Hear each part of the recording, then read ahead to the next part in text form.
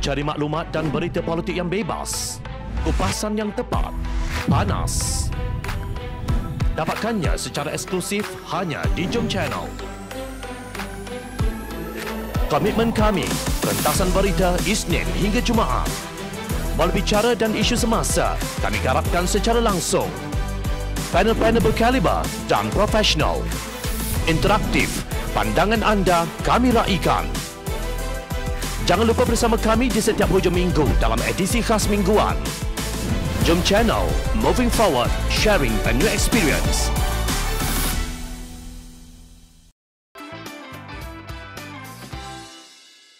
Muafakat nasional tidak ditubuhkan untuk bersama bersatu. Timbalan Presiden UMNO Datuk Seri Mohamad Hassan mengingatkan rakan-rakannya dalam PAS supaya jangan lupa bahawa muafakat nasional tidak ditubuhkan dengan matlamat PPBM bersatu mesti menjadi sebahagian daripadanya.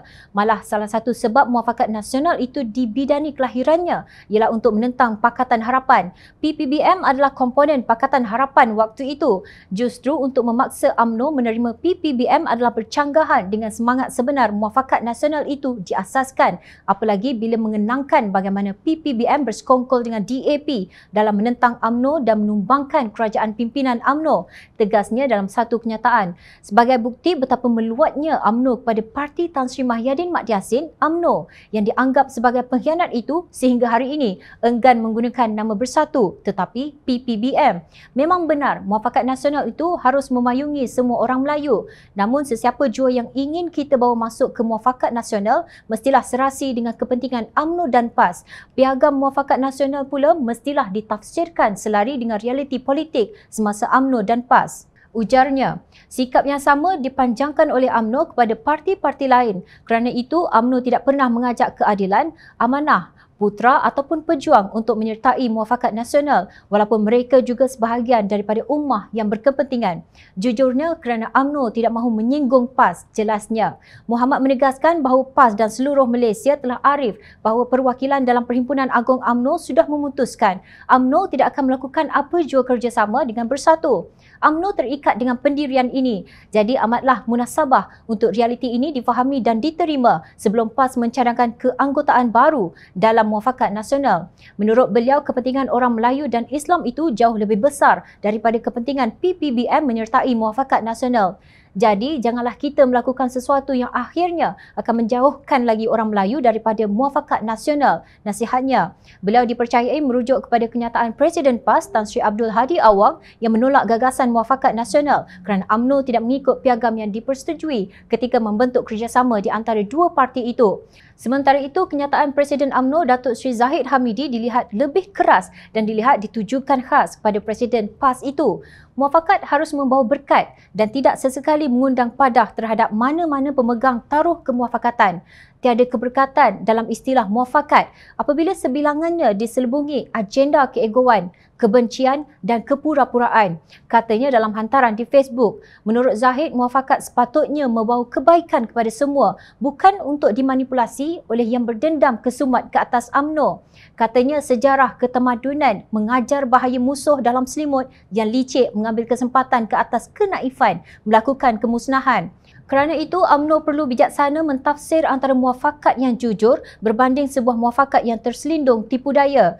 Mencipta pelbagai alasan baharu untuk menjustifikasikan kononnya UMNO tidak mematuhi piagam merupakan alasan politik ibarat menukar fatwa mengikut selera politik. Seseorang yang bergelar ulama harus mengikut nas yang sahih, bukan memanipulasi hukum mengikut selera politik untuk memperdagangkan agama demi mencapai objektif siasah, tegasnya.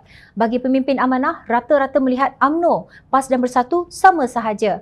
PAS dikata main banyak kolam, sedangkan UMNO dan Bersatu pun tidak ada bezanya. Langkah Sheraton takkan berjaya kalau Bersatu dan UMNO tidak sama terjun ke dalam kolam yang di dalamnya ada PAS. Mereka sama-sama menternak katak politik. Bekas ahli jawatankuasa PAS Pusat Muhammad Hanifah Maidin berkata, UMNO dan PAS serta Bersatu mempunyai persamaan iaitu tidak menghormati sistem demokrasi apabila ketiga-tiganya bersekongkol dalam mengkhianati mandat rakyat kepada Pakatan Harapan. UMNO pun sama, malah PAS pun sama. Untuk berlaku adil, tidak ada beza sebenarnya antara mereka dalam hal ini. Hakikatnya itulah wajah sebenar mereka, tidak menghormati roh demokrasi.